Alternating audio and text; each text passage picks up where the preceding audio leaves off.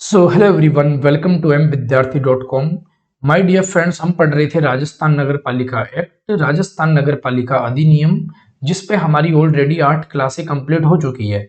आज हमारी यहाँ पे क्लास नंबर 9 रहने वाली है, जिसके अंतर्गत हम देखेंगे धारा नंबर 56 से लेकर धारा नंबर 60 तक। आप याद करो, जो हमारा चैप्टर चल रहा था, चैप्टर नंबर चल रहा था 3, चैप्टर नंबर 3। मैंने आपको बताया था चैप्टर नंबर 3 के अंतर्गत हम 51 से लेकर 66 धाराएं देखने वाले हैं, यानी कि टोटल आपकी 16 धाराएं निकल के आ रही थी। क्लास नंबर 8 के अंतर्गत मैंने आपको 51 से लेकर 55 पढ़ा दी थी। आज हम यहाँ पे पढ़ेंगे 56 से लेकर 60, और क्लास नंबर 10 के अंतर्गत आपका चैप्टर नंबर 3 पूरा खत्म हो जाएगा। ठीक है, तो डिटेल में पढ़ेंगे, अच्छे से पढ़ेंगे।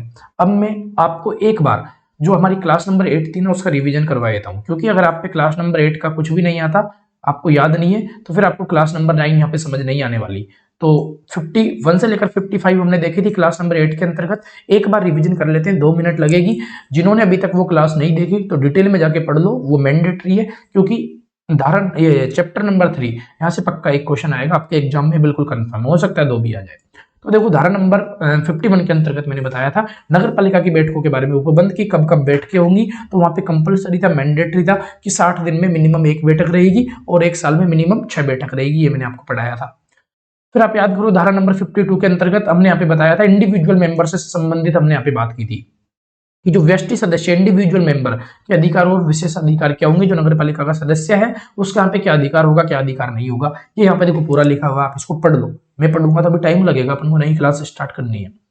धारा नंबर 53, इसमें हमने बताया था कि अध्यक्ष और उपाध्यक्ष के विरुद्ध अगर अविश्वास प्रस्ताव लाना है तो वहां पे क्या करना पड़ेगा, ये मैंने बताया था। एक चीज यहाँ पे अच्छे से सुन लीजिए, पद ग्रहण के 1 वर्ष के भीतर नहीं लाया जा सकता। इसको कट करके आप कर दो यहाँ पे 2 वर्ष। देखो मैं आपको क्लियर कर देता हूं, अगर आप राजपत्र उठा के देखोगे ना, तो यहाँ पे 1 वर्ष लिखा हुआ है, लेकिन ये इसी साल का भी लेटेस्ट डेटा है कि ये अपडेट हो चुका है, ये अपडेट हो चुका है। यहाँ पे आप इसको 2 वर्ष कर लेना। पिछली वाली क्लास में 1 वर्ष बताया था, लेकिन इसका मैंने कंफर्म किया, मुझे पहले डाउट था, कंफर्म बिल्कुल भी नहीं था, अभी कंफर्म किया, इसको आप 2 वर्ष कर लेना। 2 वर्ष के भीतर, यानी कि कोई भी अगर चुनाव जीतता है तो अगले 2 वर्षों तक उसके विरुद्ध अविश्वास प्रस्ताव नहीं लाया जा सकता। 2 साल बाद ही अविश्वास प्रस्ताव लाया जा सकता है। 53 में हमने ये देखा था। फिर 54 में यहाँ पे बताया गया है वार्ड समिति का गठन। वार्ड समिति का गठन कब होगा, 3 लाख से अधिक जनसंख्या होनी चाहिए, 1 से अधिक वार्ड होनी चाहिए, तब जाके वार्ड समिति का गठन किया जाता है। क्यों किया जाता है, क्योंकि नगर पालिका अकेली बहुत बड़ी हो जाएगी, नगर पालिका नगर निगम जो भी है, तो वो यहाँ पे काम नहीं संभाल पाते। इस वजह से वार्ड समिति का यहाँ पे गठन किया जाता है, जिससे लोगों की पहुंच आसान हो सके, जो भी काम करवाना है उसको आसानी से करवाया जा सके। 55 के अंतर्गत हमने समितियों के बारे में पढ़ाया था। देखो समितियां, यहाँ पे मैंने बताया था कि नगर पालिका जितनी भी है सब में मैंडेटरी कंपलसरी है। कार्यपालक समिति आपको हर जगह देखने को मिलेगी, ये मैंने बताया था, कार्यपालक समिति थी, हर जगह देखने को मिलेगी। इसके अलावा ये जो नीचे की 7 संपत्तियां है, नीचे की 7 और ऊपर की है कार्यपालक समिति, टोटल 8 समितियां हो रही है। ठीक है, तो ये आपको यहाँ पे देखने को मिलती है। अब जो समितियां है ना, यहाँ पे इन समितियों के बारे में आपको आना चाहिए, मैंने डिटेल में आपको पढ़ा रखा है, आप जाके देख सकते हो। ठीक है भैया, तो अगर आप पे मैं अभी जो नेक्स्ट क्लास स्टार्ट करने वाला हूँ उसमें आपको 54 और 55 नंबर की धारा ये थोड़ा पता होनी चाहिए। एक तो वार्ड समिति का गठन और ये समितियां, इनके बारे में, जिसके बारे में आपको नेक्स्ट क्लास समझ आएगी। अब हम शुरू करते हैं। अगर अभी भी आपको ये जो मैंने अभी रिवाइज कराया ये समझ नहीं आया तो प्लीज आप क्लास नंबर 8 जाके डिटेल में आप पढ़िए, आपको समझ आएगा, जिसके बाद ही आज की क्लास समझ आएगी। शुरू करते हैं। तो अगर अभी तक आपने एम विद्यार्थी को सब्सक्राइब नहीं किया तो प्लीज उसको सब्सक्राइब कर लीजिए और बेल आइकन को प्रेस कर लीजिए। चैनल भी नया है, आप भी नए हो, मैं भी नया हूं, तो अपना सपोर्ट दिखाइए। शुरू करें। तो आपका चैप्टर नंबर 3 चल रहा था, धारा नंबर 51 से लेकर 66 तक। आज की क्लास में हम पढ़ेंगे धारा नंबर 56 से लेकर 60 तक। बिल्कुल अलर्ट हो जाइए, यहाँ से एक क्वेश्चन आपके एग्जाम में आने वाला है इस चैप्टर से। जो आज की क्लास का नोट्स है, फ्री ऑफ कॉस्ट आपको टेलीग्राम और वेबसाइट दोनों जगह मिल जाएगा। टेलीग्राम की लिंक मैंने डिस्क्रिप्शन बॉक्स में दे रखी है, आप जाके लिंक पे क्लिक करके नोट्स तक पहुंच सकते हो, बिल्कुल फ्री ऑफ कॉस्ट अवेलेबल है।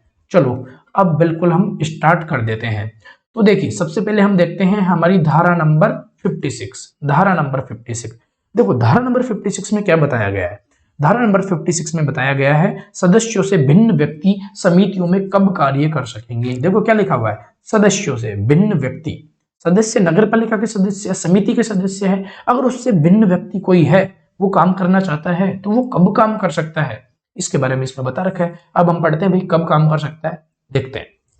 पहला पॉइंट, नगर पालिका के लिए कलर चेंज करता हूं, ओके, नगर पालिका के लिए समय समय पर सदस्यों की कुल संख्या, नगर पालिका के जितने भी सदस्य मैंने बताया था अभी समितियां, तो उसमें मैक्सिमम 10 सदस्य सिलेक्ट किए जाते हैं मैक्सिमम।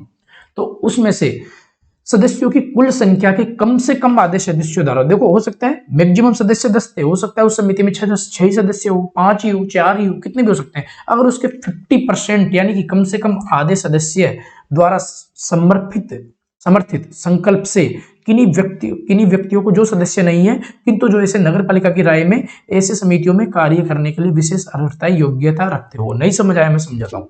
कोई भी आदमी है वो काम करना चाहता है, वो काम कर सकता है, लेकिन कंडीशन है, पहली कंडीशन कि यहाँ पे वो यहाँ पे क्वालिफाई होना चाहिए। क्वालिफाई डिस्क्वालीफाई में पीछे पढ़ाता हुआ आ रहा हूँ, क्या क्या योग्यताएं होती है, वो योग्यताएं उसके अंतर्गत होनी चाहिए, उसमें ज्ञान होना चाहिए उस काम से संबंधित, तो वो काम कर सकता है। लेकिन सेकंड कंडीशन है यहाँ पे कम से कम आधे सदस्य जो समिति के सदस्य है उनके द्वारा यहाँ पे संकल्प से समर्थित संकल्प से वो यहाँ पे काम कर सकता है। पहला पॉइंट क्लियर होता है, ठीक है। सेकंड यहाँ पे देखो साथ में, कार्यपालक समिति को छोड़कर धारा 55 के अधीन किसी समिति के सदस्यों के रूप में नियुक्त करना विधिपूर्ण होगा। देखो कार्यपालक समिति को छोड़कर जो अन्य सदस्य है ना वो कार्यपालक समिति में यहाँ पे शामिल नहीं हो सकता। इसके अलावा जो अन्य समितियां मैंने बताई थी, याद करो, गंदी बस्ती समिति, यहाँ पे स्वास्थ्य समिति, ये सब भवन समिति, वो पीछे बताता हुआ आ रहा हूं मैं, 7 अन्य समितियां थी। कार्यपालक समिति को छोड़ के वहां पे ये लोग भिन्न व्यक्ति काम कर सकता है, कंडीशन मैंने ऊपर बता दी आपको, ठीक है। परंतु किसी समिति में इस प्रकार नियुक्त व्यक्तियों की संख्या ऐसी समिति के सदस्यों की कुल संख्या की 1/3 से अधिक नहीं होगी। ये देखो 1/3 से अधिक नहीं होगी। आप याद करो मैक्सिमम सदस्य 10 मेंबर मैक्सिमम हो सकते हैं, इसका 1/3 निकालेंगे हम तो 3 व्यक्ति आते हैं, ओनली 3 व्यक्ति। तो यहाँ पे मैक्सिमम 3 भिन्न व्यक्ति ही सिलेक्ट किए जा सकते हैं, इससे ज्यादा नहीं। समझ गए? बिल्कुल समझ गए होंगे, इतना आसान बताया, इससे ज्यादा आसान क्या बताए और आप, ठीक है। देखो जो समिति होगी ना मैक्सिमम 10 सदस्य होंगे। अब उस समिति में आप याद करो सदस्य में अध्यक्ष भी होगा, पार्षद भी होगा, ये सब होते हैं। पार्षद को अध्यक्ष बना दिया जा सकता है, तो वहां पे 2-3 लोग, 4 लोग तो वो भी हो सकते हैं, 5 लोग हो सकते हैं, 6 लोग हो सकते हैं, 7 लोग हो सकते हैं, लेकिन अन्य मैक्सिमम अन्य 3 व्यक्ति भिन्न व्यक्ति शामिल किया जा सकते हैं, ठीक है। जो कोई चुनाव के द्वारा नहीं आ रहा, वो ओनली लोगों की मीटिंग के द्वारा जो सदस्य है ऑलरेडी उनके संकल्प से मिनिमम 50% के संकल्प से वो यहाँ पे काम कर सकता है, उनके समर्थित संकल्प से, ठीक है। सेकंड पॉइंट, सदस्यों के कर्तव्यों, शक्तियों, दायित्वों, निर्भरताओं और निर्योग्यताओं से संबंधित इस अधिनियम के समस्त उपबंध ऐसे व्यक्ति पर लागू करेंगे। देखो जो डिस्क्वालिफिकेशन क्वालिफिकेशन थी वो इस पे लागू होगी अगर वो इन सब चीजों को क्वालिफाई कर पा रहा है, जिसके बाद वो यहाँ पे नगर पालिका में काम कर सकता है समिति के लिए, ठीक है। 56 नंबर की धारा खत्म होती है। याद रखो, आप डिटेल में पढ़ोगे इसके बाद आपको सिर्फ ये जो हेडिंग डाली हुई है ना, ये हेडिंग आपको याद रखनी, बिल्कुल टिप्स पे आपको याद होनी चाहिए। अभी अपने पास टाइम है, मैं लास्ट में आपको याद कराऊंगा और भी अच्छे से शॉर्ट में। अभी हम डिटेल में पढ़ रहे हैं। धारा नंबर 57 के अंतर्गत बताया गया है समिति का अध्यक्ष कौन होगा। समितियां बन गई, समिति में अन्य व्यक्ति भी काम कर सकता है, ये हमने देख लिया। अब यहाँ पे अध्यक्ष कौन होगा समिति का, ये देख लेते हैं। तो समिति का अध्यक्ष, नगर पालिका का अध्यक्ष, पहला पॉइंट, नगर पालिका का अध्यक्ष यदि किसी समिति का सदस्य है, थोड़ी देर पहले मैंने बताया था जो 10 मेंबर होंगे समिति के, उसके अंतर्गत अध्यक्ष भी हो सकता है, पार्षद भी हो सकता है, कोई भी हो सकता है ना। तो अगर मान लो नगर पालिका का अध्यक्ष उस समिति का सदस्य है तो उस अध्यक्ष को, नगर पालिका के अध्यक्ष को ही समिति का अध्यक्ष बना दिया जाएगा। देखो नगर पालिका का अध्यक्ष यदि किसी समिति का सदस्य है, अगर किसी समिति का सदस्य है तो वो उस समिति का पदेन अध्यक्ष होगा, समझ गए। सेकंड पॉइंट, नगर पालिका का उपाध्यक्ष यदि किसी ऐसी समिति का सदस्य है तो उसको भी अध्यक्ष बना दिया जाएगा। ये देखो अब आगे देखो, नगर पालिका का उपाध्यक्ष यदि किसी ऐसी समिति का सदस्य नियुक्त किया गया हो जिसका सदस्य अध्यक्ष नहीं है। देखो समझो, अगर किसी समिति में जो भी लोग शामिल किए जा रहे हैं, अगर उसमें नगर पालिका का अध्यक्ष अगर उस समिति का सदस्य है तो उस नगर पालिका के अध्यक्ष को उस समिति का अध्यक्ष बना दिया जाएगा। लेकिन नगर पालिका का अध्यक्ष उस समिति का सदस्य नहीं है और उपाध्यक्ष और नगर पालिका का उपाध्यक्ष उस समिति का सदस्य है तो उस उपाध्यक्ष को उस समिति का अध्यक्ष बना दिया जाएगा। अगर भाई अध्यक्ष अवेलेबल नहीं है समिति में, वो यहाँ पे शामिल नहीं है, तो उपाध्यक्ष शामिल है तो यहाँ पे उपाध्यक्ष को सदस्य बना दिया जाएगा। लेकिन सोचो, अध्यक्ष नगर पालिका का अध्यक्ष और नगर पालिका का उपाध्यक्ष दोनों ही इस समिति में शामिल नहीं है, तो फिर किसको अध्यक्ष बनाएंगे? किसी तीसरे मेंबर को बनाएंगे। वो कौन होगा? वो समिति का सदस्य होगा। देखो ये दोनों पॉइंट क्लियर हो गए होंगे ना, बिल्कुल डिटेल में अच्छे से बताया। थर्ड पॉइंट, नगर पालिका किसी सदस्य को ऐसी भी समिति के अध्यक्ष के रूप में नियुक्त कर सकेगी जिसका कोई पदेन अध्यक्ष नहीं है, ये मैंने अभी बता दिया था। फोर्थ पॉइंट, प्रत्येक समिति जिसका कोई पदेन अध्यक्ष या नगर पालिका द्वारा नियुक्त अध्यक्ष है, प्रत्येक बैठक में जिसमें ऐसा अध्यक्ष उपस्थित न हो, जो यहाँ पे पदेन अध्यक्ष जो अध्यक्ष बनाया था समिति का, अगर वो अवेलेबल नहीं है, उस कंडीशन में अपने सदस्यों में से ऐसी बैठक का अध्यक्ष नियुक्त कर सकेगी। वो कौन करेगा? वो नगर पालिका करेगी। ठीक है, समझ गए। 55, प्रत्येक समिति जिसका कोई पदेन अध्यक्ष या नगर पालिका अध्यक्ष से नियुक्त नहीं हो तो अपने सदस्यों में से अपने सदस्यों में से समय समय पर अपना अध्यक्ष नियुक्त कर सकेगी। मैंने बताया था, कोई बैठक में शामिल नहीं हो रहा, कोई अध्यक्ष उपाध्यक्ष, तो किसी भी सदस्य को नगर पालिका यहाँ पे कुछ टाइम के लिए अध्यक्ष उपाध्यक्ष बना देगी, जिससे मीटिंग वगैरह ये सब अरेंज करवाई जा सके। तो 56 और 57 की नंबर धारा यहाँ पे खत्म होती है। 56 के अंतर्गत मैंने बताया था कि भिन्न व्यक्ति कब शामिल हो सकता है, समिति में कब काम कर सकता है। 57 में मैंने आपको बताया था समिति का गठन। अब हम 58 में देखेंगे बैठकों में अपनाई जाने वाली प्रक्रिया। बैठकों में अपनाई जाने वाली प्रक्रिया देखते हैं इसको। देखो, पहला पॉइंट, नगर पालिका की किसी समिति की साधारण बैठकें 2 मास के भीतर संचालित की जाएगी। 2 माह यानी कि 60 दिन 60 दिन। ठीक है, इसके पहले भी मैंने आपको बताया था बैठकों के बारे में, जस्ट थोड़ी देर पहले मैं बताते हुए आ रहा हूं। फिर देखो सेकंड नंबर का पॉइंट, किसी समिति का अध्यक्ष 15 दिवस से अधिक कालावधि के लिए अनुपस्थित रहता है। 15 दिन से अधिक टाइम के लिए अगर वो अनुपस्थित रहता है किसी भी समिति का अध्यक्ष, तो उसकी अनुपस्थिति में नगर पालिका का अध्यक्ष या उपाध्यक्ष उसकी बैठक बुला सकेगा। देखो, जो समिति होती है किसके अंडर काम करेगी? नगर पालिका के अंडर तो काम करेगी, लेकिन अगर समिति का अध्यक्ष नहीं आ रहा काम पे, तो जो नगर पालिका का अध्यक्ष होगा ना, वो समिति को मीटिंग वगैरह करवाने के लिए हैंडल करेगा। थर्ड नंबर का पॉइंट, समितियां जैसा भी उचित समझे अपनी बैठकें कर सकेगी और उन्हें स्थितियां स्थगित कर सकेगी। देखो, कोई बैठक है, अगर उनको एक्सटेंड करनी है, कोई भी टाइम वगैरह चेंज करना है, तो समिति यहाँ पे कर सकती है। फोर्थ नंबर का पॉइंट, नगर पालिका के अध्यक्ष समिति के कम से कम 2 सदस्यों के लिखित अनुरोध पर 2 दिवस के बाद की नहीं हो समिति की विशेष बैठक बुलाएगा।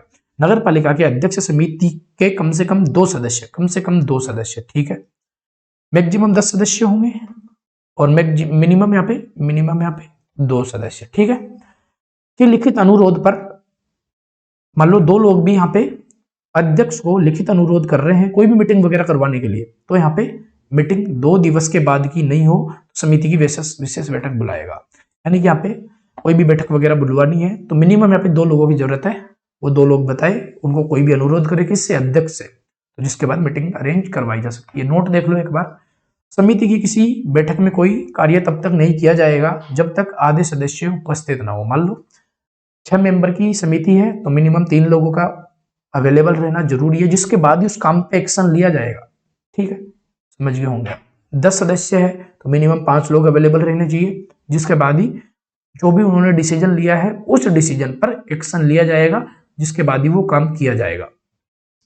58 कंप्लीट होती है। धारा नंबर 59 में बताया गया है समितियों का नगर पालिका के अनुदेशों के अधीनस्थ होना।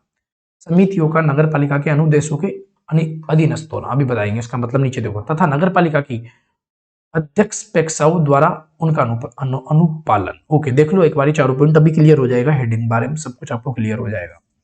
देखो, पहला पॉइंट, वार्ड समिति प्लस प्रत्येक समिति नगर पालिका के अनुदेश पर कार्य करेगी। जितनी भी समितियां हैं वो मैंने बताया था नगर पालिका के अंडर काम करती है, थोड़ी देर पहले बताया था, अभी फिर से बता रहे हैं। नगर पालिका के पास सबसे ज्यादा पावर है, वो समितियां, वार्ड समिति, इन सबका गठन कौन करता है? नगर पालिका ही तो करती है, सिंपल। सेकंड पॉइंट, समिति फंड व्यय। देखो, जो समिति का जो फंड होगा वो यहाँ पे कौन यहाँ पे डिसाइड करेगा कितना क्या फंड देना है? वो यहाँ पे नगर पालिका डिसाइड करेगी। बस इसमें यही बता रखा है, नगर पालिका बजट या अनुपूरक बजट के अनुसार करेगी। जितना भी बजट फंड डिसाइड करेगी वो यहाँ पे नगर पालिका करेगी। अब उसको काम किस तरीके से लेना है वो यहाँ पे समिति यहाँ पे डिसाइड करेगी, भाई कितना पैसा कौन सी जगह पे खर्च करना है। लेकिन ऐसा नहीं कि भाई समिति बोले हमको हमारा बजट और बढ़ाओ, वो नहीं बढ़ाया जाएगा, वो यहाँ पे नगर पालिका डिसाइड करेगी, सब कुछ नगर पालिका के अंडर में। थर्ड पॉइंट, नगर पालिका कोई भी विवरण लेखा मांग सकती है। सिंपल सी बात है, कितना पैसा कहाँ हुआ वो लेखा जोखा तो मांग सकते हैं। 4 नंबर का पॉइंट, समितियों, वार्ड समितियों 54 और 55 की धारा भी जस्ट रिवाइज कराई थी। समितियों मैंने बताया था, अगर 54 55 नंबर की धारा याद नहीं है ना तो क्लासेस समझ नहीं आने वाली। वार्ड समितियों का गठन और समितियों का गठन ये आपको पता होना चाहिए। समितियों, वार्ड समितियों 54 और 55 नंबर की धारा के कार्य आदेश नगर पालिका के अधीन होंगे, उनकी अपील की जा सकती है। देखो, जो समिति और वार्ड समितियां है ना, ये काम तो कर ही रहे। समिति और वार्ड समितियां के कार्य आदेश नगर पालिका के अधीन होंगे। नगर पालिका डिसाइड करेगी कौन सा काम करवाना है, कौन सा नहीं करवाना। उनकी अपील भी की जा सकती है, और अलग से कोई भी काम करवाना है तो यहाँ पे रिक्वेस्ट कर सकती है कौन, नगर पालिका, किससे, वार्ड समिति, समिति से। और अगर एक और चीज बता देता हूँ, जस्ट वैसे अगली अगली धारा में आ रही, वहां देख लेते हैं। ये आपने देख लिया, समझ लिया, नेक्स्ट बढ़ते हैं नेक्स्ट धारा की तरफ। वार्ड समिति के सामान्य कृत्य है, अभी इसको एक बार देख लेना। ये क्या इतनी इंपॉर्टेंट नहीं है, लेकिन होता क्या है कि इसके अंतर्गत कुछ ऐसे पॉइंट दे रखे हैं, उनमें घुमा फिरा के क्वेश्चन पूछा जा सकता है। इसके अंतर्गत जो पॉइंट दे रखे हैं ना, वो सब हमारी पीछे की जो 9 धाराएं पढ़ी है ना, 51 से लेकर 59 तक, उनमें एक तरीके से मिक्सअप है उनका, मिक्सअप समझते हैं, समझ आएगा। बता रखा है कि वार्ड समिति के यहाँ पे क्या क्या कार्य है, वार्ड समिति यहाँ पे क्या क्या काम करेगी। अब हम पढ़ते हुए अरे भाई क्या क्या काम करेगी, कौन अध्यक्ष होगा, कौन उपाध्यक्ष होगा, कब मीटिंग होगी, कब बैठक बुलाई जाएगी, ये सब हमने पीछे देखा था। अभी उसी में बस थोड़ा बहुत चेंज है, जैसे ही कर रखा है, देखते हैं। वार्ड समिति निम्नलिखित कृत्यों का निर्वहन कर सकेगी। पहला, वार्ड में ठोस अपशिष्ट प्रबंधन में सहायता करना। देखो आपने देखा होगा जो कचरे की गाड़ी वगैरह आती है वो सब नगर पालिका भेजती है, लेकिन अब मैंने आपको बताया था वार्ड समिति का गठन कब होगा, जब 3 लाख से अधिक जनसंख्या है। तो आप भी समझ सकते हो भाई, नगर पालिका 3 लाख लोगों तक पहुंचना थोड़ा टाइम लग जाता है, वहां तक पहुंचने में कुछ भी, जैसे किसी भी आदमी को कुछ भी दिक्कत आ रही है तो नगर पालिका तक डायरेक्ट पहुंचने में उसको टाइम लगता है। तो बीच में समिति बनाई जा सकती है, बना दी जाती है, जिससे लोग इजिली कॉन्टेक्ट कर सके, कोई भी दिक्कत आ रही है। फॉर एग्जाम्पल, कचरे की गाड़ी टाइम पर नहीं आ रही, वह नगर पालिका में कंप्लेंट करने जाएगा, उससे अच्छा है उसके वार्ड का जो पार्षद है उससे कंप्लेंट करेगा, जो समिति है उससे कंप्लेंट करेगा, इजीली काम हो जाता है। तो वार्ड में ठोस अपशिष्ट प्रबंधन में सहायता करना ये किसका काम है, ये वार्ड समिति यहाँ पे ये काम कर सकती है, सहायता करती है। 6 पॉइंट, वार्ड में स्वच्छता कार्य पर्यवेक्षण में सहायता करना, वार्ड के लिए विकास स्कीमों के तैयार किए जाने और उनके प्रोत्साहन में सहायता करना। और नगर पालिका की तरफ से कई सारी स्कीम आती है, तो यहाँ पे वार्ड समिति का क्या काम है, तो उस स्कीम के बारे में लोगों को बताना। भाई कोई भी पार्षद है करंट में, वो तो फिर से चाहेगा ना मैं अगली बार फिर से जीतूं, फिर से पार्षद बनूं। वो कब बनेगा, जब वो लोगों की सहायता करेगा, अवेयरनेस फैलाएगा। कोई भी गवर्नमेंट की तरफ से कोई भी स्कीम आ रही है उसको लोगों तक पहुंचाएगा, किसी को फायदा होगा तो वापस आके उसको वोट देगा, फिर से वो चुनाव जीतेगा, बस। नेक्स्ट पॉइंट, वार्ड में लोगों के विभिन्न समूहों में सामंजस्य और एकता को प्रोत्साहित करना, भाईचारा बढ़ाना। एक तरीके से इसका मतलब यह है लोगों को मिलजुल कर रखना, भाईचारा बढ़ाना यह है। लेकिन करने वाले करते हैं काम, कभी देखा होगा बहुत लड़ाई झगड़ा हो जाता है। गांव में कौन आता है भाई, सरपंच आता है समझाने के लिए, और क्या करवाता है, उनके बीच में सुलह करवाता है, लड़ाई झगड़ा मत करो। इसी तरीके से नगर पालिका में, वार्ड में कौन आएगा, पार्षद आएगा, भाई लड़ाई झगड़े मत करो, अध्यक्ष आएगा, उनको समझाएगा, भाईचारा बढ़ाएगा। नेक्स्ट पॉइंट, सामाजिक कल्याण कार्यक्रमों के लिए स्वैच्छिक श्रम और माल या धन के रूप में दान जुटाना। सामाजिक कल्याण कार्यक्रम आपने देखा होगा बहुत सारे फंक्शन करवाती है नगर पालिका, कराती है, वार्ड समिति कराती है। आपने देखा होगा चंदा इकट्ठा करते हैं सभी घरों से, जिसको भी देना है वो दीजिए, और कुछ ऐसे ऐसे कार्यक्रम करवाए जाते हैं जिससे सब लोगों का फायदा हो, यानी कि ऐसे फंक्शन करवाए जाएंगे जिससे लोगों में अवेयरनेस फैलाई जा सके। वो किसके द्वारा, दान जुटाना। ठीक है, नेक्स्ट पॉइंट, वार्ड से संबंधित विकास स्कीमों के क्रियान्वयन में सहायता करने, मैंने बताया था कोई भी स्कीम है उसका अवेयरनेस करेंगे, उसके बारे में लोगों को बताएंगे।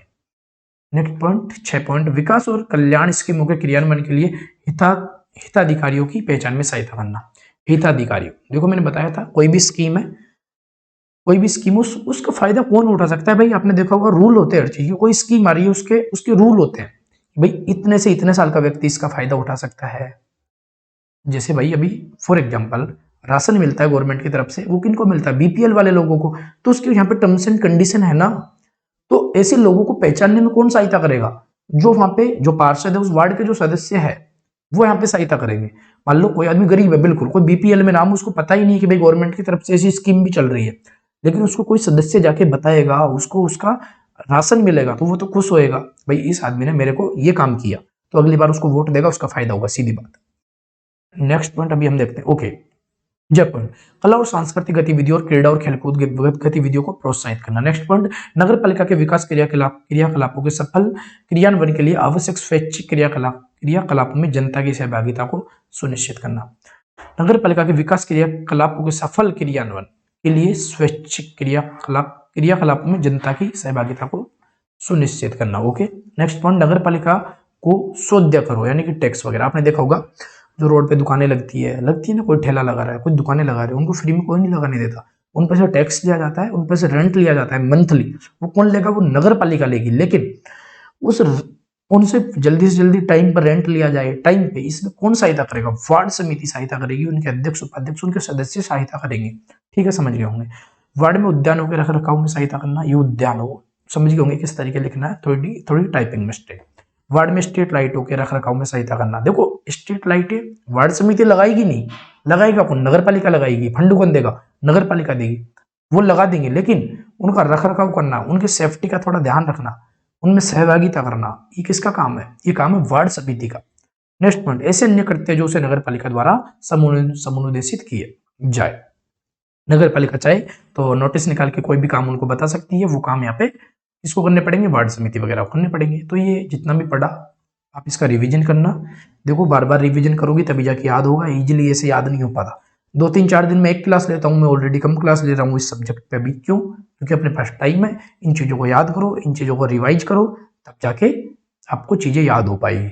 नेक्स्ट क्लास वो आएगी धारा नंबर 61 से लेकर 66 पर, अधिनियम पर। लेकिन अब नेक्स्ट क्लास आने से पहले हम स्टार्ट कर देंगे राजस्थान की जियोग्राफी, जिससे इधर से आरएस के, सीईटी के, फिर आपके आरओईओ वाले, ये सब उसको पढ़ सके और अपना सिलेबस टाइम पे कंप्लीट कर सके।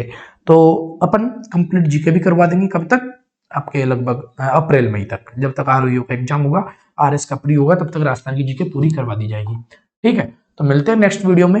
अगर अभी तक भाई साहब चैनल को सब्सक्राइब नहीं किया ना, तो अगर कंटेंट पसंद आया हो तो प्लीज एम विद्यार्थी को सब्सक्राइब कीजिए और बेल आइकन प्रेस करके अपना सपोर्ट दिखाओ, अपने फ्रेंड सर्कल में शेयर करो। अगर कंटेंट पसंद आया हो तो, कंटेंट पसंद नहीं आया तो वीडियो को लाइक की जगह डिसलाइक करो और कमेंट सेक्शन में बता के जाओ क्या कमी है, क्या दिक्कत है। ठीक है, तो यहाँ तक आपने वीडियो देखा, इसके लिए धन्यवाद। Thank you so much. Next video बहुत जल्दी आ जाएगी। जितना भी पढ़ाया आज वो सारा नोट्स आपको टेलीग्राम पे अभी मिल जाएगा। लिंक दे दूंगा क्लास की, अपलोड होते ही डिस्क्रिप्शन बॉक्स में। लिंक पे क्लिक करके एम विद्यार्थी ऑफिशियल पर जाकर आप पढ़ सकते हो और पूरा नोट्स फ्री में डाउनलोड कर सकते हो। मिलेंगे नेक्स्ट वीडियो में, तब तक के लिए पढ़ाई करते रहो। धन्यवाद। All the very best. Thank you so much.